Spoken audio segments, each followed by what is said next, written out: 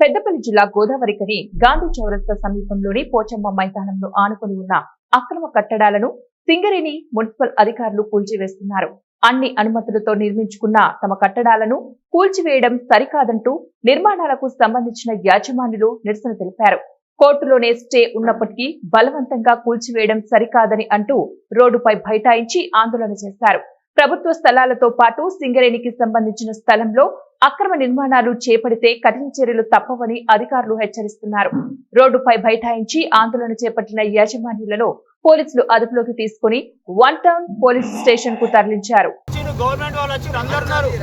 ఈ రోజు వరకు కూడా హైకోర్టులో స్టే ఉంది, డిస్ట్రిక్ట్ కోర్టులో స్టే ఉంది, సింగరేణి వాళ్ళ మీద కూడా స్టే ఉంది. ఏమన్నంటే మాకు సింగరేణి వాళ్ళు ఆర్డర్ ఇచ్చారు, మున్సిపల్ ఆర్డర్ ఇచ్చారు. పోలీసు వాళ్ళు మరీ వచ్చి పోలీసు వాళ్ళు వాళ్ళకి అండగా ఉండి మా ఇల్లు కూలగొడుతుండ్రు. మేము కనీసం ఒక నోటీస్ ఇవ్వంటే 694 అంటారు. 694 సర్వే క్లియర్గా ఉన్నది. ఇవ్వండి, మేము దండం పెడతాం మా బాబు. ఇప్పుడు కూడా చెప్తాను, ఆ నోటీసులు ఇవ్వండి. మా కోర్టు పెట్టి కొట్టుకొని కూలగొట్టుకుంటున్నారు. మా ఇల్లు అన్యాయంగా కూలగొడతారు, దండంతో కూలగొడుతుండ్రు. మేము ప్రతి ఒక్కరికి దండం పెడుతున్నాం, ప్రతి ఒక్క పబ్లిక్ దండం పెడుతున్నాం. మేము మరీ సర్వే చేసుకో కోర్టు నుండి ఆర్డర్ తీసుకొని వచ్చి ఇల్లు కట్టుకున్నాం పర్మిషన్, మున్సిపల్ పర్మిషన్తో.